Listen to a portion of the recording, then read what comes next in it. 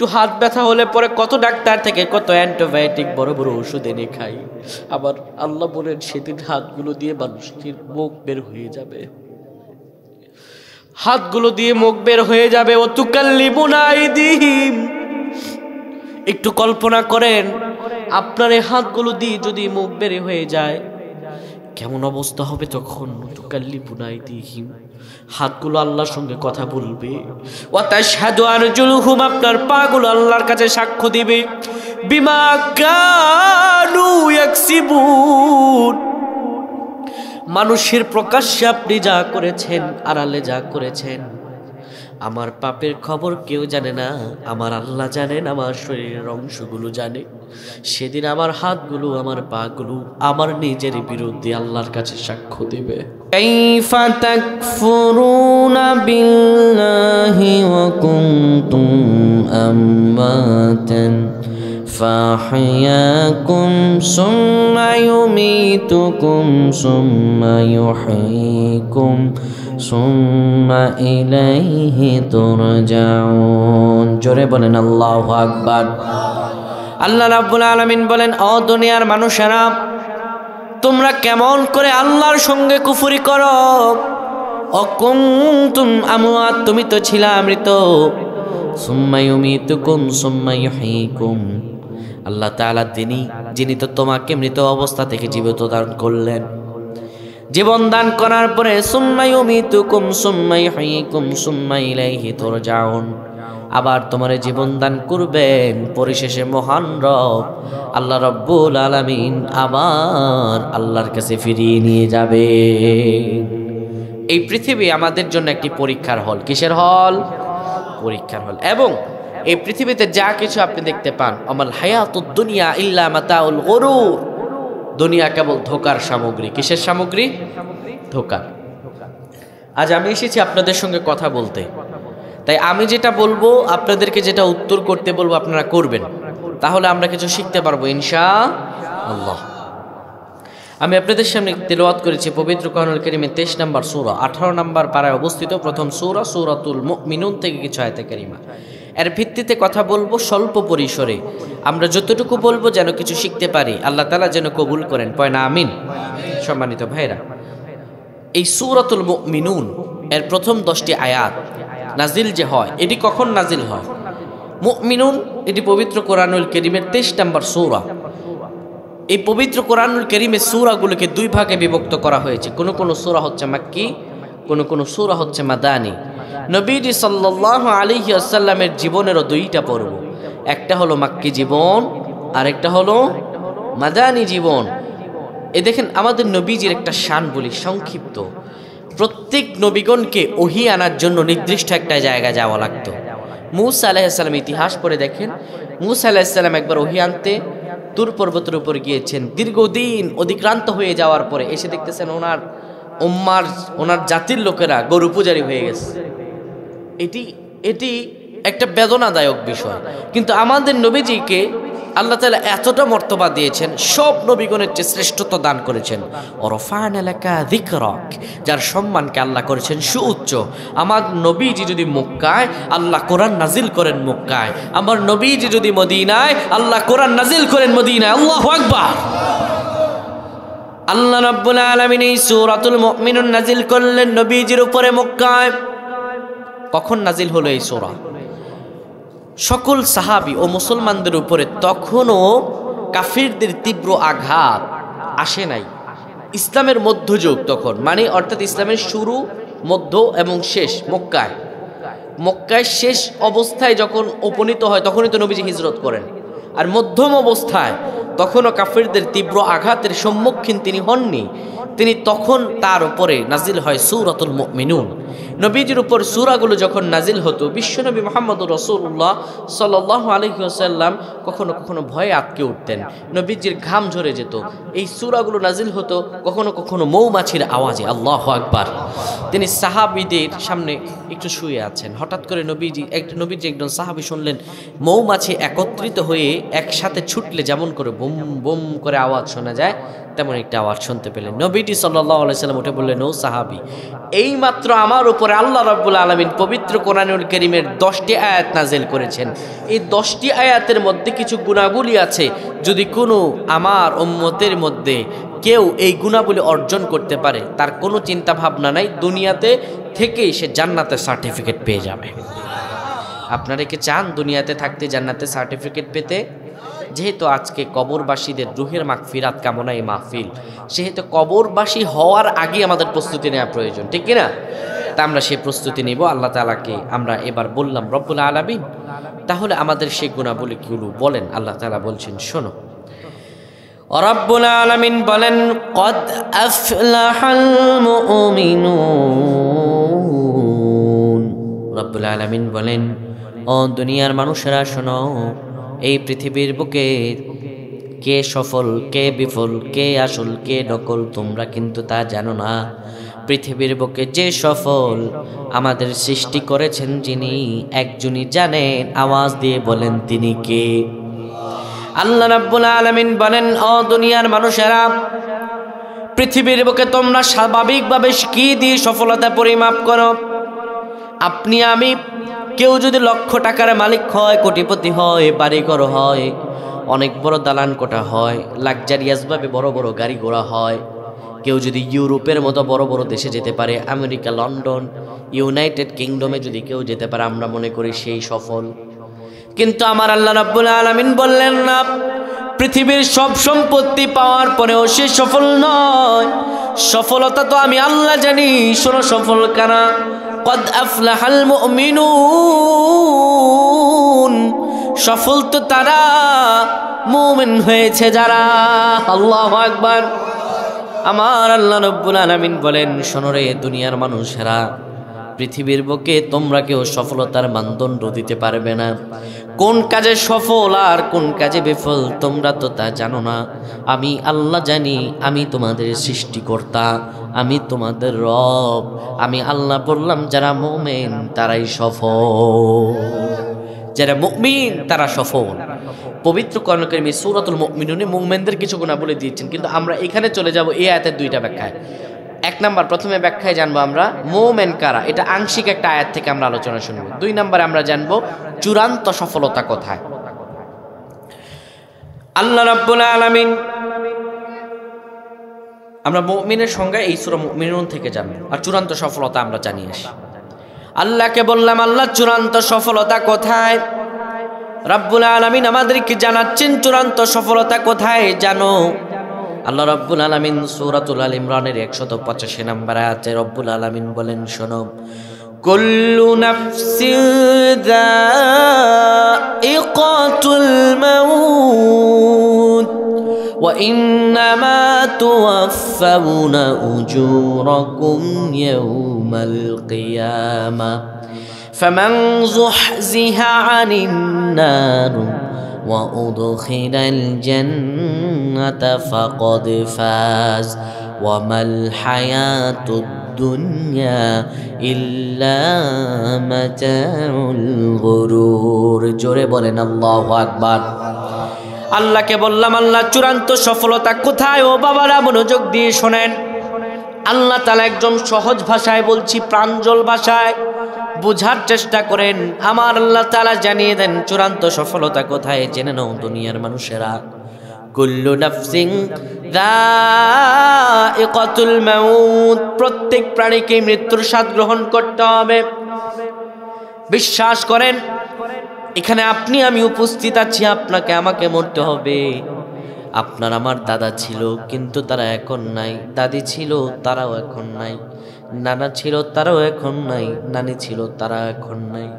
বলতে পারবেন না বুকে হাত দিয়ে আপনি আমিও সারা জীবনই পৃথিবীতে থাকবো?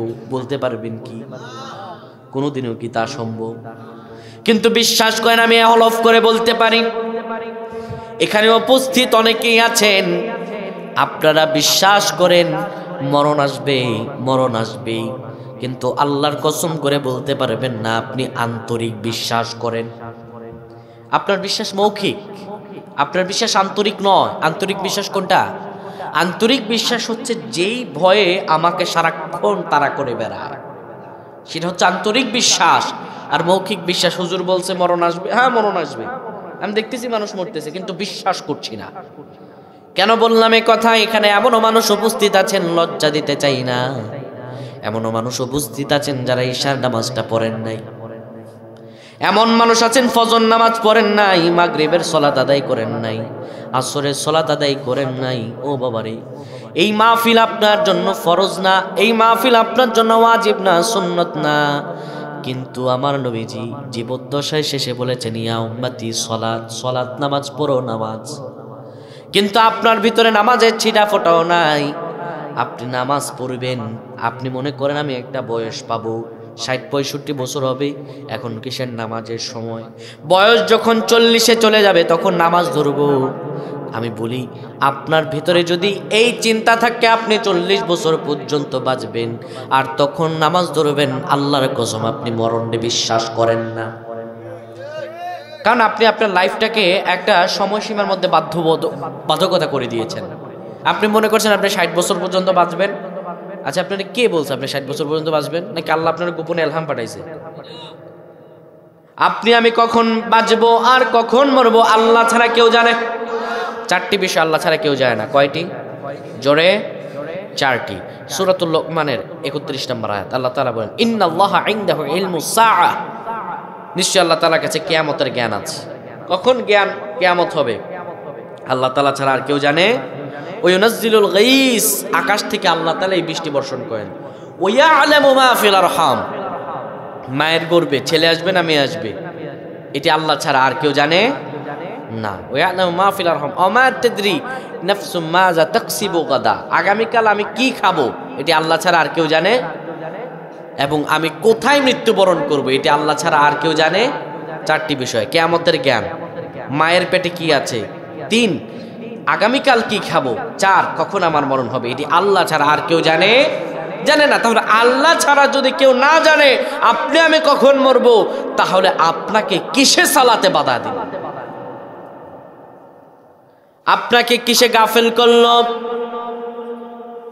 ইয়া আইয়ুহান নাস মা গররাকা বিরাব্বিকাল কারীম, ও মানুষ তোমার কিসে আল্লাহ থেকে গাফেল করে দিল? বিশ্বাস করেন ভাই, সূরাতুল আল ইমরানের 185 নাম্বার আয়াতের প্রথম অংশটাকে আল্লাহর কসম আমি ভয় পাই না। বিশ্বাস করেন, যদি মরে গিয়ে সব শেষ হয়ে যেত কোনোদিনও আমি ভয় পেতাম না, ভয় পাওয়ার কারণ ছিল না। মরে গেলেই যদি সব শেষ হয়ে যেত কোনো ভয় পাওয়ার কারণ ছিল না। ওই যে প্রথমে সূরা বাকারা আয়াত তেলাওয়াত করেছিলাম, কাইফা তাকফুরুনা বিল্লাহ, কেমন করে কুফরি করো, কুনতুম আমওয়াত, আমি ছিলাম মৃত, তোমাকে আমি জীবন দান করলাম, সুম্মা ইউমিতুকুম, তোমার আবার মরণ দান করব, সুম্মা ইউহয়িকুম, আবার জীবন দান করব, সুম্মা ইলাইহি তুরজাউন, আবার তোমার আমার কাছে নিয়ে আসব। অর্থাৎ পৃথিবীর পরে আরেকটা জীবন আছে। এই পৃথিবীর জীবন হচ্ছে লিমিটেশন, লিমিটনেস, আর ওই জীবনটা হচ্ছে লিমিটলেস, যেটার কোনো শেষ নাই। আল্লাহ রাব্বুল আলামিন বলেন চূড়ান্ত সফলতা কোথায়? শোনো, আল্লাহ তাআলা সূরাতুল আল ইমরানের 185 নম্বর আয়াতে আমাদেরকে জানাচ্ছেন, ও মানুষে তোমারে মরতে হবে, শুধু তোমাকেই নয় জিন জাতিদেরও মরতে হয়, ফেরেশতাদেরও মরতে হবে, এমনকি কিয়ামতের আগে আপনার আমার রূহ যে কবজ করে মালাকুল মউত ফেরেশতা তারও মরতে হবে, সেও মরণ থেকে পলায়ন করতে পারবে না। বিশ্বাস করেন এই কথাটা, কুল্লু নাফসিন যায়িকাতুল মাউত, আমি এই কথাটাকে বিন্দু পরিমাণও ভয় পাই না। ও আমার মাধবপুরের ভাইয়েরা, এর পরের কথাটা আমার কলিজা ছেড়ে যায়, আমার কলিজা আঙার হয়ে যায়, আমি বলতে পারি না। আল্লাহ তাআলা বলেন ওয়া ইন্নামা তুওয়াফাউনা উজুরাকুম ইয়াউমাল কিয়ামাহ, আমার আল্লাহ বলেন শোনো রে দুনিয়ার মানুষেরা, মরার পরেই সব শেষ নয়, মরার পরে আসল জীবন শুরু, যেই জীবনটা তোমার শুরু হবে কিয়ামতের মধ্য দিয়ে। ওয়া ইন্নামা তুওয়াফাউনা উজুরাকুম ইয়াউমাল কিয়ামাহ, কিয়ামতের ওই দিবসে তুমি যা দুনিয়াতে করেছো সব কিছু আমার আল্লাহ তোমার হাতে দিয়ে দিবে, যা আপনি করেছেন সব আপনারে দিয়ে দেওয়া হবে। মানুষের আড়ালে পাপ করেছেন, মানুষের প্রকাশ্যে পাপ করেছেন। আমার পাপের খবর আমার মা জানে না, আমার বাবা জানে না। আমার পাপের খবর আমার স্ত্রী জানে না, আমার পরিজন পরিবার কেউ জানে না। পৃথিবীর সবার কাছ থেকে পাপ গোপন করা যায়, কিন্তু আমার আল্লাহর কাছে পাপ গোপন করা যায় নাকি? কিয়ামতের ময়দানে ওয়া ইন্নামা তুওয়াফাউনা উজুরাকুম ইয়াওমাল কিয়ামাহ, সব আমলনামাগুলো যখন দিয়ে দেওয়া হবে, কিরামান কাতিবিন যা লিখেছে তা যখন হাতে ধরিয়ে দেওয়া হবে, মানুষগুলো তখন আল্লাহ ডেকে বলবে, আল্লাহ আপনার ফেরেশতা আমার নামে ভুল লিখেছে গো আল্লাহ, এ তো আমার কিতাব নয় আল্লাহ, এ তো আমার আমলনামা নয়, আপনার ফেরেশতারা মিথ্যা লিখেছে আল্লাহ। আল্লাহ বলবেন মিথ্যা লিখছে, মিথ্যা লিখছে। পৃথিবীর বুকে চোর ধরার জন্য মানুষের কাছে মাইক্রোস্কোপের মতো ছোট ছোট ক্যামেরা আছে, সিসিটিভি ক্যামেরা আছে, বিদেশ থেকেও দেশের বিষয়গুলো কন্ট্রোল করা যায়। মানুষকে এই অত্যাধুনিক বুদ্ধিকে দিলেন। আমার আল্লাহ যদি বিদেশের লাইভ ভিডিও আপনি দেশে থেকে দেখতে পারেন, মানুষ আড়ালে কি করেছে, অন্ধকারে কি করেছে, তাও যদি ভিডিওতে দেখা যায়, তাহলে আপনি আমি দুনিয়াতে যা করি আমার আল্লাহকে তেমন কোনো ক্যামেরা ফিট করে দিতে পারেন না। কিয়ামতের ময়দানে মানুষের সব দৃশ্যগুলো, গোপন পাপগুলো দেখানো হবে। মানুষগুলো ডেকে বলবে, আল্লাহ এই পাপগুলো আমার না, আপনার ফেরেশতারাও ভুল লিখেছে, এই ভিডিওগুলোতেও ভুল দেখা যায় আল্লাহ, এই ভিডিওগুলো এডিটিং করা যায়, এগুলো এডিটিং করেছে। আমার আল্লাহ রাব্বুল আলামিন বলবেন, তুমি এটা সত্য বলেছো। মানুষগুলো বলবে হ্যাঁ। এবার আল্লাহ আর কোনো কথা বলবেন না, আল্লাহ তাআলা জানিয়ে দেন তখন কি করবেন। আল্লাহ বলেন, আল ইয়াউমা নাখতিমু আলা আফওয়াহিহিম ওয়া তুকাল্লিমুনা আইদিহিম ওয়া তাশহাদু আরজুলুহুম বিমা কানু ইয়াকসিবুন। আমার আল্লাহ রাব্বুল আলামিন বলেন, মানুষগুলো তার পাপ দেখার পরে হচ্চকিয়ে যাবে। জাহান্নামকে ফেরেশতারা ৭০,০০০ শিকল দিয়ে টেনে টেনে কিয়ামতের ময়দানে নিয়ে আসবে। সামান্যতম পৃথিবীর বুকে যদি কোনো চোরকে ধরা হয়, কোনো ডাকাতকে ধরা হয়, কোনো অপরাধীকে ধরা হয়, বলেন তো দেখি, ডাকাত কিংবা অপরাধীকে ধরার পরে অপরাধীকে তার অপরাধ স্বীকার করে, অপরাধীকে অপরাধ স্বীকার করে, অপরাধী বলে আমি অপরাধ করি নাই জানার পরেও অপরাধকে অস্বীকার করে, মানুষগুলো তার চূড়ান্ত ফলাফল দেখতেছে আর বলতেছে, এখন যদি স্বীকার যায় আল্লাহ জাহান্নামের প্রকাণ্ড আগুনে আমারে ফালাই দিবে। যে আগুনটা হলো নারুল্লাহিল মুকাদা, যে আগুনটা হলো আল্লাহর আগুন, এই দুনিয়ার রান্না করা আগুন না, এই দুনিয়ার সামান্য আগুন নয়। মানুষগুলো দেখতেছে জাহান্নামের ওই আগুন, যে আগুন দুনিয়ার চেয়ে ৭০ গুণ আগুনের তাপ বেশি। দুনিয়ার আগুন হাতে লাগলে পরে হাত জ্বলে, পায়ে লাগলে পরে পা জ্বলে, কিন্তু মানুষগুলো তাকিয়ে দেখতেছে এটা হলো আল্লাহর আগুন, যে আগুনটা শুধু হাতে লাগতে দেরি, কিংবা পায়ে লাগতে দেরি, কিংবা শরীরের কোনো অংশে লাগতে দেরি, কলিজাটা পুরে আগার হতে বিন্দু পরিমাণ দেরি হবে না। কারো যদি হাতে জাহান্নামের আগুন লাগে, পায়ের কোনো অংশে যদি জাহান্নামের আগুন লেগে যায়, ভেতরের নারী বুড়িগুলো জমে জমে একদম সব নারী বুড়িগুলো পাতলা হয়ে পায়খানার রাস্তা দিয়ে বের হয়ে যাবে। এত বড় আযাব দেখার পরে মানুষগুলো হচ্চকিয়ে যাবে, মাথাগুলো ঠিক থাকবে না, ডেকে বলবে, আল্লাহ এই পাপগুলো আমার না। আমার আল্লাহ সেদিন মানুষের মুখটারে বন্ধ করে দিবেন। আল ইয়াউমা নাখতিমু আলা আফওয়াহিহিম, মানুষের মুখটারে আল্লাহ বন্ধ করে দিবেন।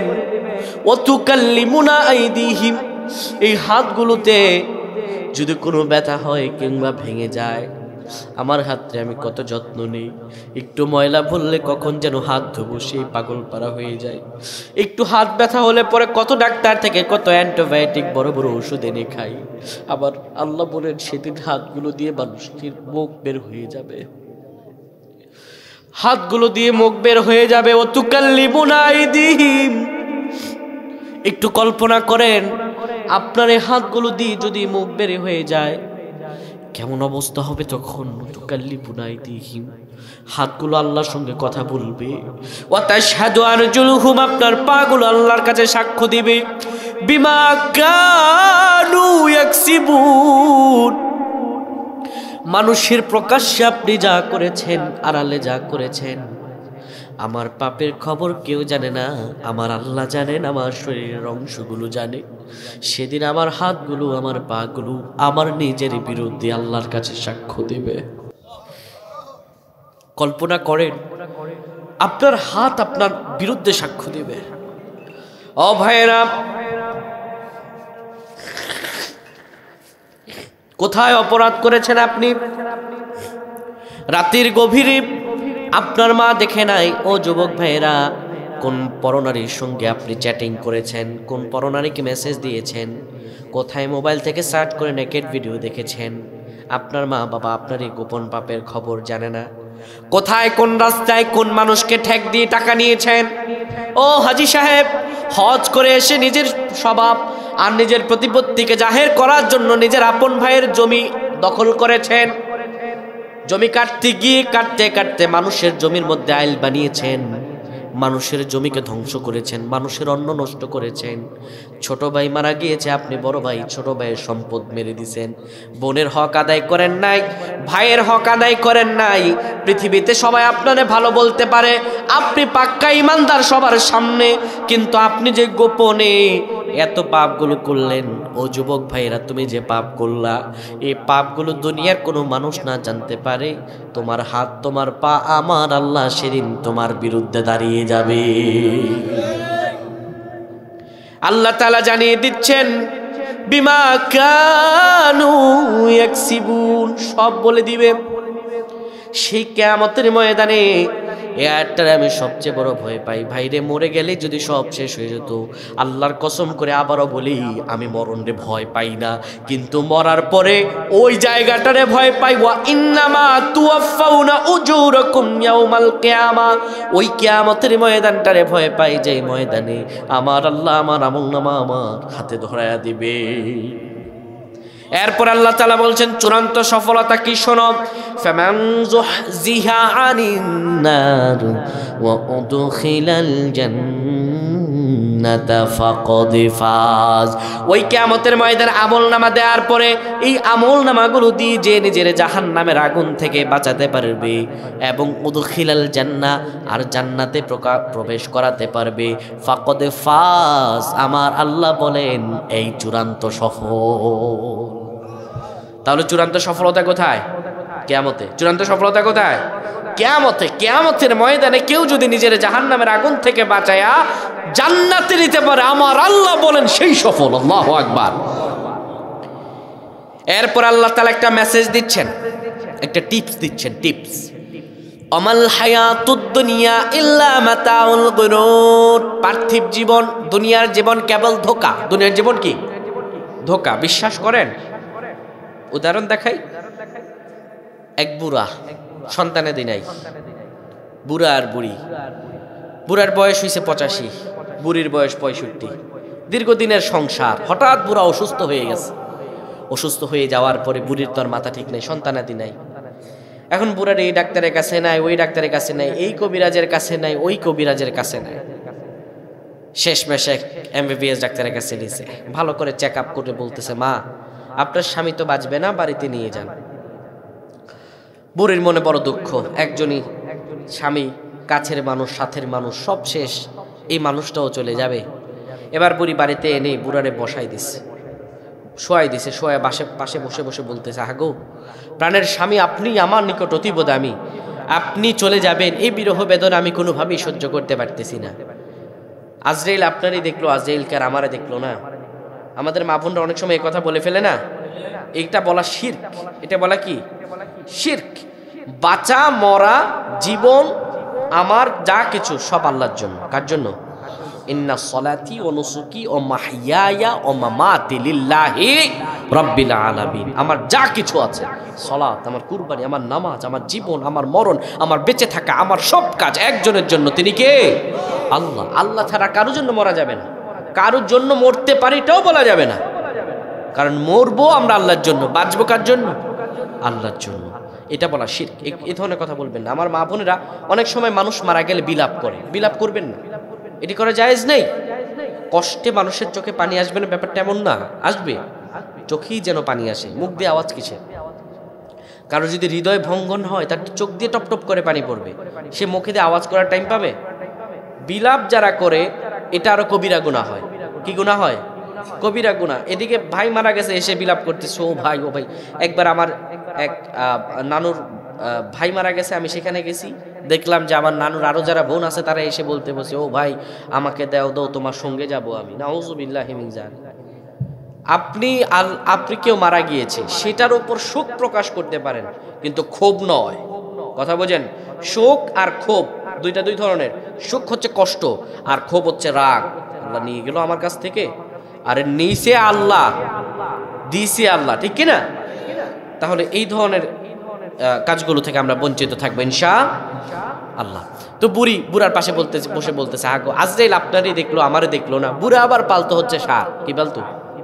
কথা কয় না। ষাঁড় চিনেন না আপনারা? কি পালতো? ষাঁড়। এখন বুড়া সারাদিন ঘাস কেটে এনে ঘাস খাওয়াতো, আর বিকাল যখন হতো তখন মটকা চিনেন আপনারা? ভুসি টুসি যে রাখে, ওই মটকা থেকে ভুসি এনে মাখায়া খাওয়াইতো। এখন বুড়া আজকে বিছানায় পড়া 4 দিন। কয় দিন? ষাঁড় বেচারা খায় না কিছু, আশপাশে যা ছিল সব কিছু খাইছে। এখন ষাঁড় বেচারা আর কত অবলা প্রাণী, তারও তো ক্ষুধা আছে। বেচারা ষাঁড়, সে দেখে সারাদিন ঘাস খাওয়ায়, বিকাল শেষ হলে ওই মটকা থেকে বসে খাওয়ায়। এবার ষাঁড়ের গেছে মাথা ঠিক হয়ে, আর ধৈর্য সহ্য নাই, এদিকে দড়ি মড়ি ছিঁড়ে ওই মটকার ভিতরে মাথা ঢুকাই দিচ্ছে। মাথা ঢুকাইছে সব ভুসি সাবার খেয়ে ফেলছে। এবার সব ভুসি খাইছে যখন, এদিকে বুড়ি বসে বসে দোয়া করতেছে, হাগো আজরাইল আপনারই দেখলো, আমার দেখলো না। ষাঁড় বেচারা সব বসে খাইছে, ক্ষুধার সময় খাইছে। এখন ক্ষুধার সময় মাথা ঢুকাইছে, এখন বেচারা ষাঁড় মাথা তো আর বের করতে পারে না। পাগলাটে ষাঁড় দেখে সব অন্ধকার। এবার ষাঁড় বেচারা এই মটকা নিয়ে গোয়ালঘর ভেঙে টেঙে ছুটছে। ওইদিকে বুড়ি বসে বলতেছে, আজরাইল আপনারে দেখলো, আমারে দেখলো না। ওইদিকে বাইরে তুফানের আওয়াজ শোনা যায়। বুড়ি অবলা সহজ সরলা মানুষ, বারান্দায় এসে দাঁড়াইছে। কোনোদিনও বুড়ি আজরাইল দেখে নাই। বুড়ি দেখে বিশাল বড় মটকা, আর বিশাল বড় দেখি ষাঁড়। বুড়ি ভাবছে এটাই মনে হয় আজরাইল, আর মনে মনে বলতেছে, দোয়া কি কবুল হয়ে গেল নাকি? বুড়ি এবার ডেকে ডেকে বলতেছে, ভাই আজরাইল, আমি ভুলে ভিতরে দোয়া করে ফেলছি, আসলে রুগী আমি নয়, রুগী ভেতরে আছে। রুগী কোথায় আছে? ভেতরে আছে। বিপদে পড়লে আপনজনকে এটা বুঝতে পারবেন। আপনার সুখের সময় শত আপনজন পাবেন, বিপদেই বোঝা যায় আপনজনকে, ঠিক না?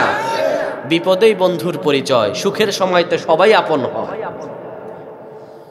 পৃথিবী হলো ধোঁকা। আপনি আজকে চাদর নিয়ে আসছেন, বাড়ি থেকে বের হয়েছেন, বাবা মাহফিলে যাবেন, চাদর ছাড়া যাওয়াই যাবে না। মেয়েটা ডেকে বলতেছে, তীব্র বৃষ্টিতে ছাতা ছাড়া আপনার ছেলে ফোন দিয়েছে বিদেশ থেকে, বাবা খবরদার, ছাতা ছাড়া ঘর থেকে বের হওয়া যাবে না।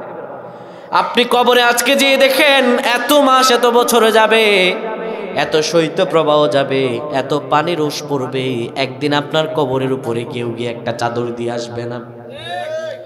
আজকে বৃষ্টির পানিতে আপনি হেঁটে যাবেন, সুস্থ সবল মানুষ, বা ছেলে ফোন দিয়ে বলতেছে, বাবা খবরদার, ছাতা ছাড়া আপনি বলেও বাইরে যাবেন না। মরে দেখেন আপনার কবরের উপরে এত বৃষ্টির পানির ফোঁটা পড়বে, আপনার একটা সন্তান আপনার কবরের উপর গিয়ে ছাতা ধরবে না। তাহলে দুনিয়া কি? দুনিয়া ধোঁকা। দুনিয়া কি? মরে গেলে পরে 2 কাঁধের যে ফেরেশতা তারাও তো চলে যাবে। 2 কাঁধে ছিল যে তোমার 2 জনা পাহারা, তোমারে একলা ফালাই পলাইছে তাহারা। তোমার 8 কুঠুরি 9 দরজা বন্ধ হলো রে। আল্লাহ রাসূল মুখে তুলো, দুয়ারে আইসাছে পালকি নাই ওরে গাও তোলো মুখে আল্লাহ রাসূল সবে বলো, ও মুখে আল্লাহ রাসূল সবে বলো। পৃথিবীর সব ধোঁকা, যা দেখতে পান ধোঁকা ছাড়া আর অন্য কিছু নয়। আপনজন শুধু আল্লাহ আর তার রাসূল, ঠিক কি না? একটা আয়াতের খালি ব্যাখ্যা করলাম, কদ আফলাহাল মুমিনুন। অলরেডি সময় শেষ, আমরা সংক্ষিপ্ত আরেকটা আয়াতের ব্যাখ্যা করে আলোচনা ক্লোজ করব ইনশাআল্লাহ। আল্লাহকে বললাম, আল্লাহ চূড়ান্ত সফলতা পেলাম ওই কবর জগতে কিয়ামতের ময়দানে। যে ব্যক্তি জাহান্নামের আগুন থেকে বাঁচিয়ে জান্নাতে নিজেকে নিতে পারবে, সে সফল। মাবুদ গো, এবার আপনি বলেন না মুমিন কারা? আল্লাহকে প্রশ্ন করলাম, আল্লাহ মুমিন কারা?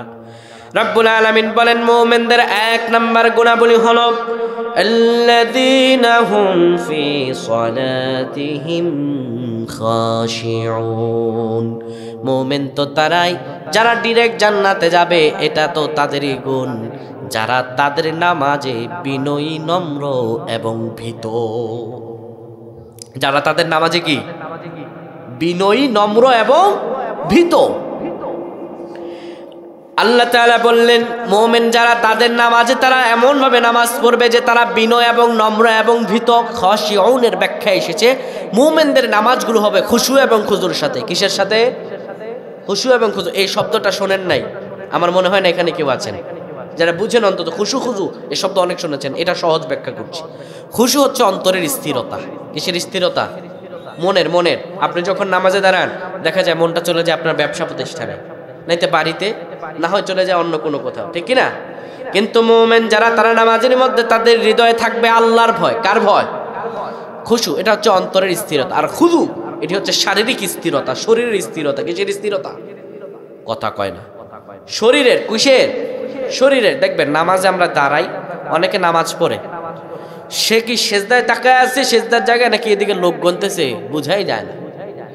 ইমাম সাহেব যখন বড় বড় কেরাত পড়ে ফজরের সময়, মুরব্বী পিছন থেকে দাঁড়াইছে, ভাবছে সময় তো আছে, গনি সামনের কাতারে কয়টা টাইস আছে, গনা শুরু করছে টাইস কয়টা আছে।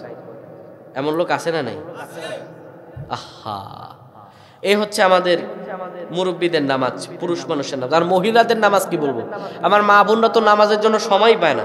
তাদের জোহরের নামাজ হয় আসরের সাথে, আর আসরের নামাজ হয় আল্লাহ দিলে ইশারের সাথে, ঠিক কিনা? মহিলাদের নামাজ কেমন?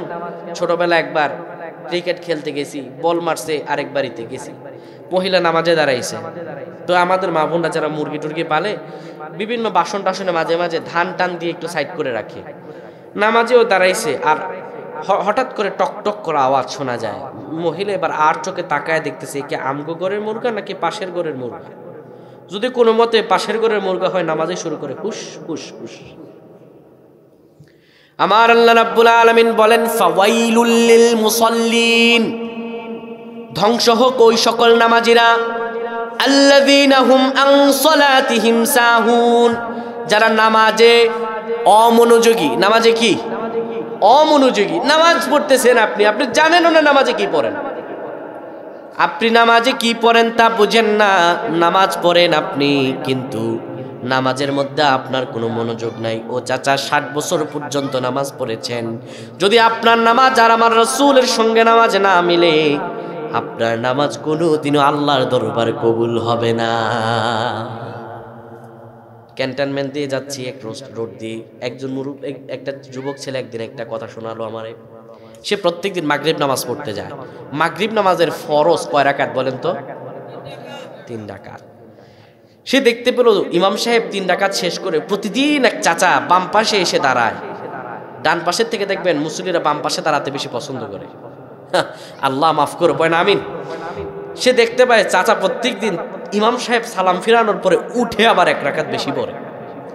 মাগরিব নামাজের ফরজ হচ্ছে 3 রাকাত, সে পড়ে 4 রাকাত। এবার ওই যুবক ছেলেটাও প্রত্যেকদিন এই কাহিনী দেখে খটকা লাগতেছে। একদিন 2 দিন হলে মানা যায়, প্রত্যেকদিন এই কাহিনী কি আর মানা যায়? একদিন ডেকে বলতেছেন আমার সাথে, চাচা আপনার কাহিনী তো কিছু বুঝি না, আপনি 3 রাকাতের জায়গায় 4 রাকাত পড়েন কেন? কম তো আর পড়ি নাই, বেশি তো পড়ছি। কয় যে মাগরিব নামাজ রাসূলুল্লাহ সাল্লাল্লাহু আলাইহি ওয়াসাল্লাম বলেছেন 3 রাকাত, আপনি 4 রাকাত পড়ার আসল কারণ কি বলেন? আসল কারণ হচ্ছে যুবক বয়সে বহুত নামাজ গ্যাপ দিছি, এখন 1 রাকাত বাড়তি পড়ি যাতে আমার ওই গ্যাপটা ফিল আপ হয়ে যায়। যুবক দেখে বলল, চাচা আপনার সারা জীবনে আপনি 3 রাকাত নামাজ যে 4 রাকাত পড়েছেন, আপনার একটি নামাজও আল্লাহর দরবার কবুল হয় নাই। চাচা কেঁদে ফেললো, চোখ দিয়ে গড়গড় করে পানি বের হচ্ছে। কেন আমার নামাজ কবুল হবে না? কম তো পড়লাম না, পড়লাম তো বেশি। যুবক ডেকে বলল, চাচা শুনেন, আপনার নামাজ যদি আমার রাসূলুল্লাহর নামাজের সঙ্গে না মিলে, আমার রাসূলুল্লাহ মাগরিব নামাজের ফরজ পড়েছেন 3 রাকাত, আপনার নামাজ যদি আমার রাসূলুল্লাহর নামাজের সঙ্গে নামাজ না মিলে, আপনার নামাজ কোনোদিনও আমার আল্লাহর কাছে কবুল হবে না। তাহলে নামাজ পড়তে হবে বুঝে বুঝে। কিভাবে? খাশিউন, খুশু এবং খুদুর সাথে নামাজ পড়তে হবে। তো নামাজ যদি বুঝে বুঝে পড়েন, নামাজে কি পড়েন ওটা বোঝা লাগবে। এখন বলবেন হুজুর নামাজ কেমনে পড়ে, এত কিছু বুঝবো, কিন্তু আমরা মূর্খ সূর্খ মানুষ, গ্রামের মানুষ, তো বুঝেন নাই কেন চাচা? আপনি জমির খতিয়ান কিভাবে করতে হয় ওটা আপনি বুঝলেন, জমি আরেকজন নিয়ে গেলে ওটা আনবেন কি করে ওটা বুঝলেন, 1 টাকা বাড়তি পাবেন কোথায় ওটা বুঝলেন, নামাজে কি পড়েন এটা বোঝার চেষ্টা করেন না কেন? আপনি চেষ্টা করলে কি আপনি পারতেন না? পারতেন তো, পড়েন নাই, চেষ্টা করেন নাই। আজকে সহজভাবে বুঝাই দিচ্ছি। নামাজে আপনি যখন দাঁড়ান একটু খেয়াল করবেন, এবারে আলোচনাটা একদম আপনাদের জন্য, এই আজকের যত আলোচনা আছে সবচেয়ে ইম্পর্টেন্ট আলোচনা। ধরেন আপনাদের এলাকায় কোনো একটা মার্ডারের আসামি পুলিশের থেকে অর্ডার হয়েছে তাকে ক্রস ফায়ার দিবে কিংবা তাকে হ্যান্ডকাপ লাগায় জেলের ভিতরে পুরবে। পুলিশ এবার এসেছে, আপনার এলাকার রফিক মিয়া অপরাধী, সেই মার্ডার কেসের আসামি। পুলিশ এবার এসে তার মাথা বরাবর বন্দুকটা ধরছে। এবার মাথা বরাবর যখন বন্দুকটা ধরছে, এবার রফিক মিয়া কি করবে? হ্যান্ডস আপ, আত্মসমর্পণ করবে, ঠিক কিনা? হাত উপরে আত্মসমর্পণ করবে। আপনি আমি যখন নামাজে দাঁড়াই, আপনি আমিও তো অপরাধী। আপনি আমি যখন নামাজে দাঁড়াই আমরা হ্যান্ডস আপ করে ফেলি। এবার পুলিশের কাছে হ্যান্ডস আপ করার পরে পুলিশ ওই আসামিরে কি করে? হ্যান্ডকাপ লাগায় না? আপনি আমিও তখন আল্লাহু আকবার বলে হ্যান্ডকাপ লাগিয়ে ফেলি। অপরাধীকে যখন হ্যান্ডকাপ লাগায়, বলেন তো অপরাধীকে গড় গড় করে পুলিশের দিকে তাকায় থাকে নাকি? অপরাধীর প্রায়শ্চিত্ত বোধে তার মাথাটা নিচের দিকে নেমে আসে। নিচের দিকে যেমন করে অপরাধীর মাথা নিচের দিকে নেমে আসে, আপনি আমি আল্লাহু আকবার বলে হ্যান্ডকাপ লাগায়া আপনি যখন আমি নামাজে দাঁড়াই, আপনার আমার মস্তকটাও নিচের দিকে নেমে আসে। এবার আমার রাসূলুল্লাহ বলেন, নামাজের মধ্যে একটা সূরা আছে যা না পড়লে নামাজ হয় না। বলেন তো সূরাটার নাম কি? মাশাআল্লাহ, আপনাদের ওয়াজ জানেন। লা সলাতা ইল্লা বি ফাতিহা, ফাতিহা ছাড়া নামাজ হয় না। আবার আমার রাসূলুল্লাহ বলেন, সূরা ফাতিহার প্রত্যেকটা শব্দে শব্দে আমার আল্লাহ তাআলা বান্দার সঙ্গে কথা কয়। কেমন করে? উদাহরণ দেখাই। ধরেন আপনাদের এলাকার সভাপতিকে জনাব মোহাম্মদ সুলতান আহমেদ, সাবেক চেয়ারম্যান, সামনে চেয়ারম্যান হবে ইনশাআল্লাহ। তো এই যে চেয়ারম্যান সাহেব, উনি ধরেন বিএনপির নেতা, তাই না?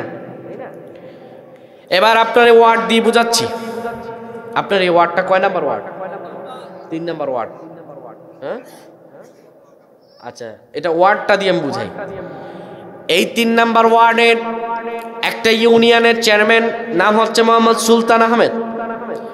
আপনি একজন বিএনপির সাধারণ সম্পাদক একটা ওয়ার্ডের, বুঝেন ভালো করে। উনি গোটা একটা ইউনিয়ন চালায়, কয়েকটা গ্রাম মিলে একটা ইউনিয়ন। আপনি একটা সাধারণ ওয়ার্ডের একজন সাধারণ সম্পাদক। ওরে ভাই, এতদিন তো নৌকার লোক ছিল, সাধারণ ওয়ার্ডের সম্পাদকের ঠেলায়, কর্মীর ঠেলায় থাকা যেত না, মানে তার তহমের ঠেলায় আর কি। যাই হোক, সেটা নিয়ে কথা নয়। তিনি একজন ওয়ার্ডের সাধারণ সম্পাদক বিএনপির, আর চেয়ারম্যান সাহেব বিএনপির একজন বড় কর্মকর্তা, তিনি একজন বড় নেতা। এলাকার মধ্যে ভালো কোনো বিশুদ্ধ পানির টিউবওয়েল নাই। পানির টিউবওয়েল একটা দরকার। সকল গ্রামবাসী এসে মেনে ধরছে, ওয়ার্ডের লোকেরা এসে ধরছে, আব্দুল কুদ্দুস তুমি তো এই ওয়ার্ডের একজন সাধারণ সম্পাদক, যাও না চেয়ারম্যান সাহেবের কাছে আমাদের জন্য একটা টিউবওয়েলের অর্ডার নিয়ে আসো। ফাতিহার বিষয়টা বোঝাচ্ছে। এবার আব্দুল কুদ্দুস চলে গেল চেয়ারম্যানের কাছে। চেয়ারম্যান সাহেব নতুন চেয়ারম্যান, জীবন আব্দুল কুদ্দুসকে চেনে না। এবার আব্দুল কুদ্দুস লজ্জা স্বরে চেয়ারম্যান সাহেবের ঘরের দরজায় দাঁড়িয়ে আছে, বলতেও পারে না কেন, পরিচয় নেই। এবার হঠাৎ করে চেয়ারম্যান সাহেবকে কেমন করে টিউবওয়েলের কথা বলে, যেহেতু পরিচয় নাই, চাইলে কি দিয়ে দিবে। এবার আব্দুল কুদ্দুসের মাথায় আসলো, চেয়ারম্যান সাহেবরা আগে পটাইতে হবে, কি করতে হবে? এবার পটাইতে হলে প্রথমে তার প্রশংসা করা লাগবে। কি করা লাগবে? আপনি আমি নামাজে দাঁড়াই, আল্লাহর সাহায্য আপনার আমার দরকার আছে না নাই? আপনি আমি অপরাধী, অপরাধীর প্রবণতায় নামাজে দাঁড়িয়ে আমি আল্লাহকে পটাতে চাই, আমি আল্লাহর সঙ্গে ভালোবাসা করব নামাজে। কেমন করে? এবার আমি বলি আলহামদুলিল্লাহি রাব্বিল আলামিন, সমস্ত প্রশংসা জগৎ সমূহের প্রতিপালক আল্লাহ তাআলার জন্য। আর রহমানির রহিম, যিনি পরম করুণাময় অসীম দয়ালু। মালিকি ইয়াউমিদ্দিন, যিনি বিচার দিবসের মালিক। আব্দুল কুদ্দুস একটা ওয়ার্ডের সাধারণ সম্পাদক চেয়ারম্যান সাহেবের দরবারে গিয়ে বলছে, ও চেয়ারম্যান সাহেব, আপনি বড়, আপনার দিল বড় বড়, আপনার মতো ভালো মানুষই হয় না, আপনার চরিত্র গোলাপ ফুলের মতো পবিত্র। অনেকক্ষণ চেয়ারম্যান সাহেবের প্রশংসা করার পরে এবার চেয়ারম্যান সাহেব বলবে, বেটা, জীবনে কোনোদিন আমার এলাকায় দেখি নাই, এই প্রথম দেখলাম আব্দুল কুদ্দুস, তোমার নাম কি, তুমি কোন ওয়ার্ডের কি আছো, তোমার পরিচয় দাও। জিজ্ঞেস করবে না নাকি? আমার আল্লাহ তাআলার এই তিনটা প্রশংসা করার পরে আমার আল্লাহ তাআলা জিজ্ঞেস করেন, তুমি কে? এবার আমি আপনি আল্লাহ তাআলাকে বলি, ইয়াকা না'বুদু, আল্লাহ আমি আপনার দলের লোক, আল্লাহ আমি আপনার ইবাদত করি বান্দা। চেয়ারম্যান সাহেব জিজ্ঞেস করে, তুমি কে? এবার আব্দুল কুদ্দুস পরিচয় দেয়, ও চেয়ারম্যান সাহেব, আমি 3 নং ওয়ার্ডের একজন সাধারণ সম্পাদক। চেয়ারম্যান সাহেব বলে, এত সুন্দর করে প্রশংসা করলি, আয় আয় আমার বুকে আয় রে বেটা, আয় আমার বুকে আয়, এতদিন কই ছিলি, আমার বুকে আয়, তোর পরিচয় পেলাম, তুই আমার দলের লোক। এবার অবশ্যই চেয়ারম্যান সাহেব বলে, এত সুন্দর পরিচয় দিলি আর আমার দলের লোক এত প্রশংসা করলি, তোমার কি কোনো কিছু প্রয়োজন আছে নাকি? জিজ্ঞেস করবে না? আমার আল্লাহ তাআলাকে যখন আমি বলি, ইয়াকা না'বুদু, আল্লাহ আমি আপনার বান্দা, আপনার দলের লোক, আমার আল্লাহ জিজ্ঞেস করেন, বান্দারে তোর কি কিছু লাগবে নাকি? তখন আমি বলি, ওয়া ইয়াকা নাস্তাঈন, ও আল্লাহ আমার সাহায্য লাগবে। ইয়াকা নাস্তাঈন, আল্লাহ আমার সাহায্য দরকার। আমার আল্লাহ রাব্বুল আলামিন ডেকে বলেন, কি সাহায্য দরকার, কি প্রয়োজন বলো। চেয়ারম্যান সাহেব পরিচয় পেল, অনেকক্ষণ প্রশংসা করার পরে চেয়ারম্যান সাহেব দলীয় লোক, বুকের মধ্যে টেনে নিল, টেনে নেওয়ার মধ্যে এরপর আবার পরিচয় পেল নিজের দলীয় লোক। জিজ্ঞেস করলো, আহারে আমার দলের লোক এত সুন্দর প্রশংসা করলে কিছু লাগবে নাকি? আমার আল্লাহ জিজ্ঞেস করলো, তোমার কিছু লাগবে নাকি? আমি বলি, ইয়াকা নাস্তাঈন, আল্লাহ আমার সাহায্য লাগবে। আমার আল্লাহ জিজ্ঞেস করেন, কি সাহায্য প্রয়োজন বলো, আমার কাছে কি তোমার প্রয়োজন? আমি আল্লাহ তাআলাকে ডেকে বলি, আল্লাহ দুনিয়ার কোন সাম্রাজ্য আমি চাই না, আমি চাই এমন এক সাম্রাজ্য যেই সাম্রাজ্যকে আপনি রহম করেছেন। আমি আল্লাহ তাআলাকে বলি, আল্লাহ ইহদিনাস সিরাতাল মুস্তাকিম, আল্লাহ গো আমার যে সাহায্য লাগবে দুনিয়ার সে সম্পদ নয়, আল্লাহ আপনি আমার একটা পথ দেখিয়ে দেন, যেই পথটা হলো মুস্তাকিম, সহজ সরল সঠিক পথ। আল্লাহ দুনিয়াতে আপনি আমার এমন এক পথ দেখান যে পথ আমার জন্য স্বাবলম্বীকরণ প্রকল্পের পথ। আল্লাহু আকবার। আল্লাহ তাআলা এবার একটু ভনিতা করে ডাকেন, আপনাকে কোন পথ চাও, আর একটু ক্লিয়ার করে বলো না, তুমি তো পথ চাও সহজ সরল সঠিক পথ, কোন পথ, ডানেরটা না বামেরটা, সামনেরটা না পিছনেরটা, কোনটা?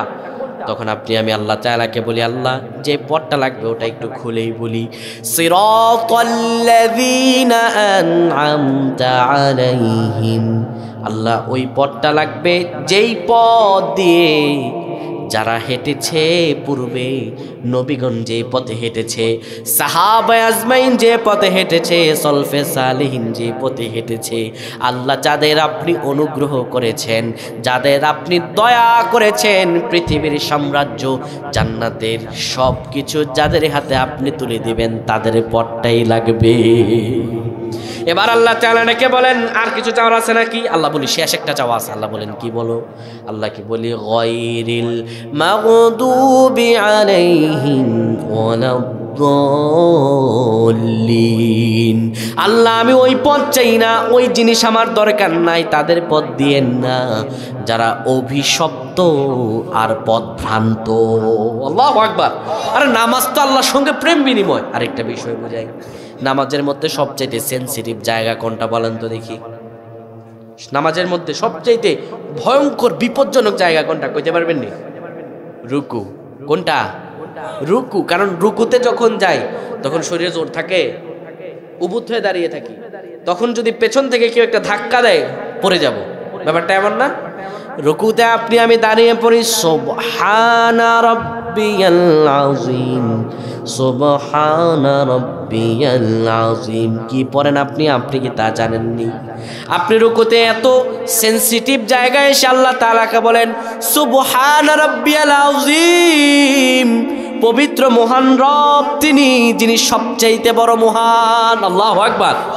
আপনি রুকুতে কি সেনসিটিভ জায়গায় গিয়ে আল্লাহকে বলছেন আল্লাহ পবিত্র আপনি রব তো তিনি, যিনি আপনি সবচেয়ে মহান।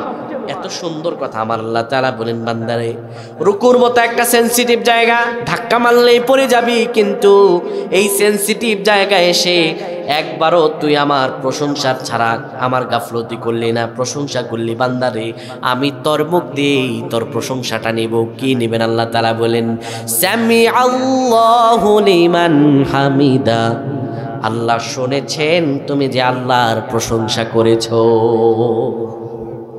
আল্লাহ আপনার মুখ দিয়ে অর্ডার নিয়ে নিচ্ছে, আল্লাহ শুনেছেন এই যে কষ্ট করে রুকুর মধ্যে তুমি উবুত হয়ে দাঁড়িয়ে আমি আল্লাহর প্রশংসা করলাম, আমি আল্লাহ শুনেছি তুমি যা প্রশংসা করেছো। আল্লাহু আকবার। এবার রুকুতে আপনি আল্লাহর প্রশংসা করলেন, দাঁড়িয়ে একটা দোয়া আছে নবীজি বলেন কেউ যদি ওই দোয়াটা পড়ে সওয়াব কি? বিশ্বনবী মুহাম্মদ রাসূলুল্লাহ বলেন এই যে দাঁড়ান রব্বানা লাকাল হামদ হামদান কাসীরান তাইয়িবান মুবারাকান ফি, বিশ্বনবী মুহাম্মদুর রাসূলুল্লাহ বলেন হামদান কাসীরান তাইয়িবান মুবারাকান ফি, এইটুকু দোয়া যদি কেউ পড়তে পারে আল্লাহ তাআলা আকাশ থেকে 30 জন ফেরেশতা জমিনে অবতরণ করেন, আর 30 জন ফেরেশতা তার নামে লিখতে লিখতে তাদের মধ্যে প্রতিযোগিতা শুরু হয়ে যায় কে কার আগে তার নামে নেক লিখবে। সুবহানাল্লাহ বলবেন না? আর আমরা রুকু থেকে দাঁড়িয়ে কি করি? কখনো রুকু থেকে দাঁড়ায় সিজদায় চলে যাই, রুকু থেকেই কেউ কেউ সিজদায় চলে যায়, কিন্তু রুকু হইতে সোজা হইয়া খাড়া হইয়া দাঁড়াইয়া, রুকু থেকে সোজা হইয়া খাড়া হইয়া দাঁড়াইতে হয়, এটা ওয়াজিব। এটা কি? এরপর আপনি আল্লাহু আকবার বলে জমিনের মধ্যে সবচাইতে নিচের জায়গা, পৃথিবীর বুকে সবচাইতে নিচের জায়গা হলো জমিন। সবচাইতে নিচের জায়গা কি? সবচাইতে নিচের জায়গা জমিন। ওই জমিনে আপনি বলেন আল্লাহু আকবার বলে মাথা ঠেকাবেন, ঠেকায় আপনি কি পড়েন জানেন? আপনি পড়েন সুবহানা রাব্বিয়াল আলা, সুবহানা রাব্বিয়াল আলা, সুবহানা রাব্বিয়াল আলা। সিজদায় গিয়ে আপনি পড়েন পবিত্র মহান রব তিনি, আলা যিনি সব চাইতে উপরে। আমার আল্লাহর আরশে আজিম থেকে ডাক দিয়ে বলে বান্দারে জমিনের মধ্যে তোর মাথা সবচাইতে জমিন, নিচের জায়গায় তোর মাথাটা জমিনের মধ্যে সবচাইতে নিচের জায়গায় ঠেকায়া আমার নামটারে উপরে লাগায়া দিলে না বান্দা, আমি তোর নামটাও নিচে রাখবো না, আমিও তোর নামটা সাধারণ বান্দাদের কাতার থেকে আমার উপরের বান্দাদের কাতারে তোর নামটা লাগায়া দিব। নামাজ বুঝলে মজা নেই, আর না বুঝলে পড়ে গেলাম। ইংলিশ বুঝলে এক হাজী সাহেব গেছে মক্কা শরীফে, আসার পরে বলতেছে হাজী সাহেব ওখানে তো কথা টথা কয় কিছু বুঝিনি আপনি, কয় যে কথাবার্তা তো কয় কিছু না, সবই কয় আরবিতে, খালি আলহামদুলিল্লাহ সুরাটা বাংলাতে পড়ে। আমাদের দশা হয়েছে এমন, নামাজে আপনি আমি কি পড়তেছি বুঝতেছিও না, বোঝার চেষ্টাও করতেছি না। আর আজকাল ওয়াজ মাহফিলগুলো হয়ে গিয়েছে পুরাটাই রাজনৈতিক ময়দান। বলবো কি দুঃখের কথা, আল্লাহ বুঝদান কই কয় না আমিন। ওয়াজে হুঙ্কার না দিলে ওয়াজ ভাল লাগে না। আর ওয়াজে কেউ এসে একবারে আপনার হচ্ছে আমরা বুঝবো, শিখবো, জানবো, ঠিক না? আমাদের বোঝারও দরকার, শিখারও দরকার। ভাইরা পেছনে আমি দেখতে পাচ্ছি অনেকে দাঁড়িয়ে আছেন, এই যে সামনে একটা খালি জায়গা আছে, একটু সামনে চলে আসেন, আমি শেষ করে দিচ্ছি, একটু সামনে চলে আসেন, আমি একদম শেষ করে দিচ্ছি। আমার খুতবায় পরিহিত আয়াত, আমার খুতবায় পরিহিত আয়াত 3 নম্বর আয়াত, যদি আপনারা চান একটা আয়াতের অর্থ আমি করব, শুনবেন? শুনবেন তো? তাহলে এই তো সামনে আসলেন না, এই জায়গাতেই ফাঁকাই থাকলো, শুনলেন কি করে আমার কথা? একটু আগায় বসেন বাবা, সামনে আসলে হুজুরদের নেক নজর পড়বে। কার নেক নজর কখন কবুল হয়ে যাবেন বলা যায়? একটু বাবা সামনে চলে আসেন, সামনে চলে আসেন। শেষ আয়াত 3 নম্বর আয়াতটা বলে দিচ্ছি। মুমিনদের 2 নাম্বার গুণ, 1 নাম্বার গুণ পেয়েছে মুমিনরা তাদের সালাতে বিনয়, নম্র এবং ভীত, খুশু এবং খুজুর সাথে সালাত পড়ে। 2 নাম্বার গুণ আল্লাহ তাআলা বলেন ওয়াল্লাযীনা হুম আনিল লাগবি মুরিদুন, মুমিন তো তারাই successful indeed are the believer those avoid when task when behavior। চিল্লায়া বলেন আল্লাহু আকবার। আর সফলতা তো আসে তাতে যারা অনর্থক কাজ ও কর্ম থেকে নিজেকে বিরত রাখে। আল্লাহু আকবার। আল্লাহ তাআলা বলেন আল্লাযীনা হুম আনিল লাগবি মুরিদুন, মুমিন তো তারাই, মুত্তাকি তো তারাই যারা অনর্থক কথা এবং কাজ থেকে নিজেকে বিরত রাখে। অনর্থক কথাও করে না, অনর্থক কাজও করে না। আমাদের দেশে দেখবেন অনর্থক কথা কাজের কিন্তু শেষ নাই। চা স্টলগুলো যতগুলো আছে সবগুলো হচ্ছে এই বাংলাদেশের সবচেয়ে বড় সংসদের জায়গা, ঠিক কিনা? আমি বলি চা স্টলে সাধারণ কোনো মানুষ বসে না। চা স্টলে যারা বসে, একজন হচ্ছে বিজ্ঞানী আইনস্টাইনের নাতি, আর একজন হচ্ছে আমেরিকার পার্লামেন্টের একজন জজ, এছাড়া তো আর কেউ না। দুইজন বসে চা স্টলে, দুই বন্ধু, বড় বড় চাপা মারে ওরা চা স্টলে বসে প্রত্যেক দিন। তো এক বন্ধু বলতেছে, বন্ধু ডান হাতে বিড়ি বাম হাতে চা খায়, আর বলে, বন্ধু তুমি তো ভালো ভালো কথা কও, কার বউ কি করে, কার ঘরে কি করে, তুমি সব বিচার আচার করো, দেখা যায় তোমার ছেলে একটু গাঞ্জা মাঞ্জা খায়, সেদিকে তোমার খেয়াল নেই। যাই হোক, তুমি বিচারক মানুষ, যাই হোক তোমার এত জ্ঞান গরিমা আছে, বলো তো বন্ধু একটা প্রশ্ন করি, আকাশে যে বিমান ওরে, এর যদি তেল ফুরায় যায় এ ভরে কি করে রে? রে কঠিন এক প্রশ্ন করলো, বিমানে উড়ে তেলও ফুরায় যায়, এর উত্তর দিব কি করে?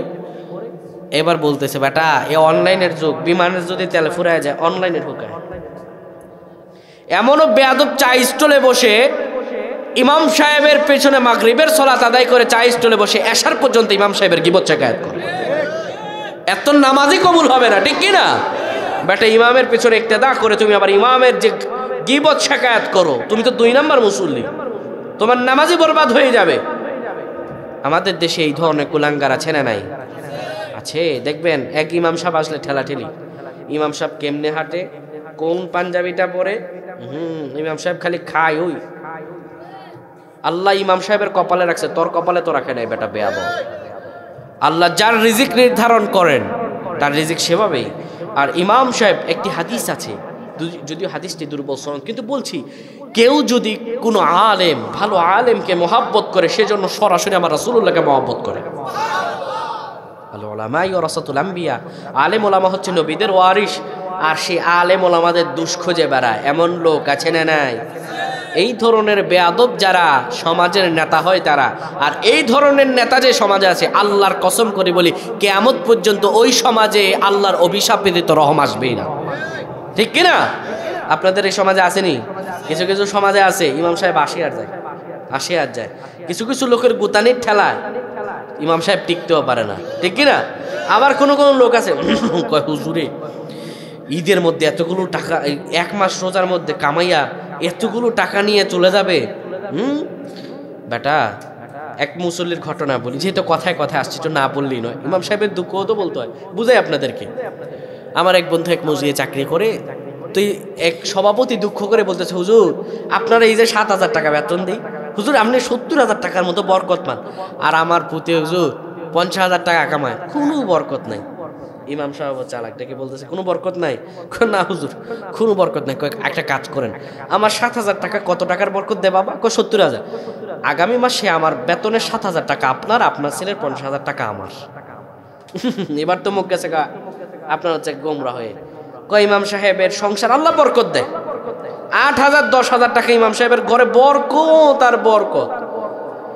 আমার বাপ মসজিদের ইমাম, আমি জানি এটার কষ্টটা, আমি কিছুটা অনুভব করি। আজকে তো ওয়াজ করি, কত জায়গা থেকে কত হাদিয়া আসে, ইমাম সাহেবরাও কাটায় ভাই। ইমাম সাহেবদের বরকত আছে, কি বরকত জানেন? স্ত্রীর জামা বছরে 2টা দিতে পারে না, বরকত আছে তো, বাস্তবতা বলতেছি আমি। বরকত আছে তো ছেলেটারে ভালো মাদ্রাসায় পড়াতে পারে না, কে বলছে বরকত দেয়? আছে তো বরকত। আপনি মুখের কথায় বলতেছেন বরকত, আসলে বেচারার পেটের ভিতর আপনি লাথি দিচ্ছেন। যে জায়গায় আজকে সাধারণ সংসার চালাতে 15-20 হাজার টাকা লাগে, সেখানে আপনি ইমাম সাহেবের 7,000 8,000 10,000 টাকা ধরাই দিয়ে বলতেছেন হুজুর কোটে বরকত আছেন। আবার রোজা এলে পরে তারাবি পড়িয়ে আপনি তাকে সম্মান দিচ্ছেন, সেখান থেকেও কিছু লোক আছে দালালি করে মসজিদে কিছু টাকা রেখে দেয়, না হয় এলাকার মোল্লারে দেয়। মোল্লার 2 পুত বিদেশ থাকে। আপনার এদিকে মোল্লা প্রথা আছে কিনা জানা? হ্যাঁ, সমাজের আলেমকে মূল্যায়ন করতেই হবে। করেন না আপনি, এক্সট্রা টাকা তুলে করেন, ইমাম সাহেবের টাকায় কেন ভাগ বসান? এটা তো তার হক নষ্ট করছেন আপনি। একজন আলেমের হক নষ্ট করে আপনি কোনোদিনও কল্যাণকামী হতে পারবেন না। ওই সমাজে আল্লাহর রহম ব্যতীত গজব আসবে। আগে ইমাম সাহেবদের মূল্যায়ন করেন, ইমাম সাহেবদের মূল্যায়ন করেন, তাদের মূল্যায়নটা বেশি প্রয়োজন। কিন্তু দেখা যায় আমাদের সমাজে ইমামদের মূল্যায়ন নাই ভাই। ওই যে বললাম বরকত আছে, বরকত আছে ভাই। আমার বাপ চাকরি করতো তো মসজিদে, আমি দেখছি বছরের পর বছর যেত। আমার আম্মার কাপড় দেখতাম আমার নানুর বাড়ি থেকে মাঝে মাঝে কিনে দিত। জামা আমার দেখাই তো বাড়িতে গেলে, মাদ্রাসায় পড়তাম ছোটবেলা দেখতাম যে জামাটা চলে গেছে। তার টাকায় বরকত আছে না? আছে বরকত, ভেতরের খবর নেন। ইমাম সাহেবরা সবাই ভালোবাসে, কিন্তু একদিন কেউ বাজার করে এনে দেয় না, হুজুর নেন আপনার জন্য এই ভালো বাজারটা আমি করে আনলাম। ইমাম সাহেবের সাথে ভালোবাসা বিনিময় করেন, আল্লাহ আপনার রহম করে দিবে। যতটুকু কামান আল্লাহ এর চাইতে বেশি বরকত দেবে, ঠিক কিনা? ইমাম সাহেবদের দিকে খেয়াল রাখেন। আর আপনার আমার সমাজে ওই যে বললাম, আল্লাযীনাহুম আনিল লাগওয়ি মুরিদুন, যারা অনর্থক কথা কাজ করবে না। এক হচ্ছে ইমাম সাহেবদের গীবত শিকায়ত করা, আরেক হচ্ছে এই চাই স্টলে বসে কার সংসার ভাঙা যায়, কার সংসার ভাঙা যায়, কার সংসারের ভিতরে একটু গন্ডগোল লাগানো যায়, সেই চিন্তায় থাকে, ঠিক কিনা? আল্লাহ বললেন না, মুমিন যারা হবে তারা এমন হবে না। যারা মুমিন হবে তাদের গুণাবলী হলো তারা অনর্থক কথা এবং কাজ থেকে নিজেকে বিরত রাখবে। শুধু তাই নয়, শরব ওয়াল্লাযীনা হুম লিযাকাতি ফাইলুন, মুমিন যারা তারা যাকাতের ব্যাপারে সক্রিয় কর্মতৎপর হবে। যাকাতের ব্যাপারে তাদের ভূমিকা থাকবে অনবরত। তারা কোনোদিনও সম্পদকে পঞ্জীবিত করে রাখবে না। আমাদের সমাজে কিছু কিছু মানুষ দেখা যায় যাকাত ফরজ হয়ে যাওয়ার পরে যাকাত দিতে চায় না, শুধু বড় লোকদের আশায় থাকে, উমুকে দিবে আমি দেব কেন। আর কিছু লোক আছে যাকাতের নাম করে শুধু নিজের রাজনৈতিক প্রতিপত্তি বিস্তার করার ধান্দায় থাকে, ঠিক কিনা? দেখা যায় যাকাতের নাম করে যাকাতের লুঙ্গি আর যাকাতের শাড়ি দেয়। বিশ্বাস করে জাকাতের লুঙ্গি আর শাড়ি বলতে কিচ্ছু নাই।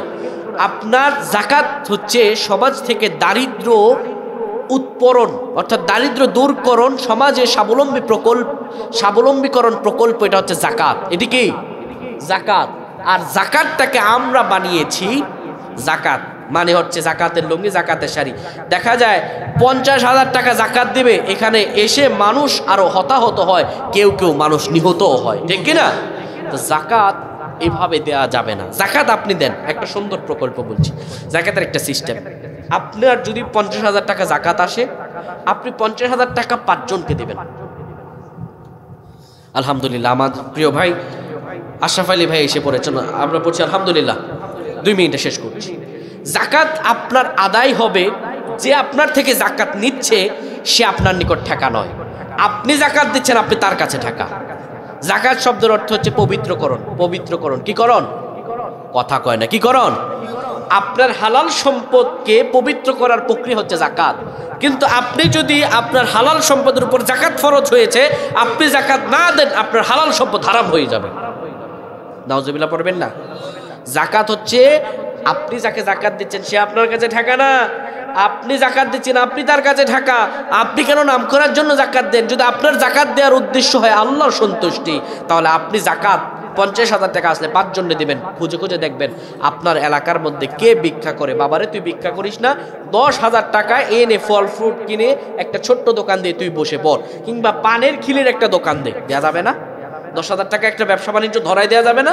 এটি হচ্ছে যাকাতের মূল থিম। কিন্তু আমাদের দেশে যাকাতের থিমরে বানাইছি রাজনৈতিক লাভ, যাকাতের থিমকে বানাইছি নিজের একটা ক্ষমতা, আমার নাম বলবে মানুষ, এইটা বানাইছি আমরা যাকাত। কিন্তু আসলে যাকাতের বিষয়টা এমন ছিল না। আল্লাহ রব্বুল আলামিন এটাই বলছেন যে আল্লাযীনা হুম লিযাকাতি ফাইলুন, মুমিন যারা সরাসরি জান্নাতে যেতে চায় তাদের 3 নাম্বার গুণাবলী হলো তারা যাকাতের ব্যাপারে সক্রিয় কর্মতৎপর। তারা কোনোদিন যাকাতের সম্পদকে পঞ্জীবিত করে না, কারণ যাকাতের সম্পদকে যারা পঞ্জীবিত করবে কিয়ামতের ময়দানে ওই সম্পদগুলো সাপ আকার ধারণ করবে। শুধু তাই নয়, ওই সম্পদগুলো গলিয়ে দিয়ে তার কপালে, তার বুকে, তার পিঠে লাগিয়ে দেওয়া হবে, আর বলা হবে হাদা মা কানাসতুম লিআনফুসিকুম ফাযুকু মা কুনতুম তাকনিজুন। আজ ভোগ কর তোর সম্পদ যা তুই দুনিয়াতে পুঞ্জীবিত করে রেখেছিলি। আস্তাগফিরুল্লাহ। আল্লাহ যেন আমাদেরকে বোঝার তৌফিক দান করেন, পয়েন আমিন। আল্লাহ যেন আমাদেরকে সহি বুঝ দান করেন। আমার কথায় যদি কেউ কষ্ট পেয়ে থাকেন, আমি আপনাদের এলাকায় নতুন এসেছি, প্রথমে আসলাম। আমার ভাই সুমন ভাই সুদূর ইটালি থেকে দাওয়াত করেছেন, অনলাইনেই পরিচয়। তো আমার ভাই আশরাফ আলী ভাই চমৎকার আলোচনা করেন, বিদগ্ধ আলেমী দিন তিনি, এবং আপনাদের এই এলাকার জন্য তিনি একজন গৌরব। আমার ভাইকে আল্লাহ তাআলা যেন আরও কথা বলার তৌফিক দান করেন। ভাইয়ের থেকে দোয়া এবং আপনাদের থেকে দোয়া নিয়ে আজকের মতো এখানে আমি বিদায় নিচ্ছি। কেউ কষ্ট পেলে ক্ষমা সুন্দর দৃষ্টিতে দেখবেন। আসসালামু আলাইকুম ওয়া রাহমাতুল্লাহি ওয়া বারাকাতুহু।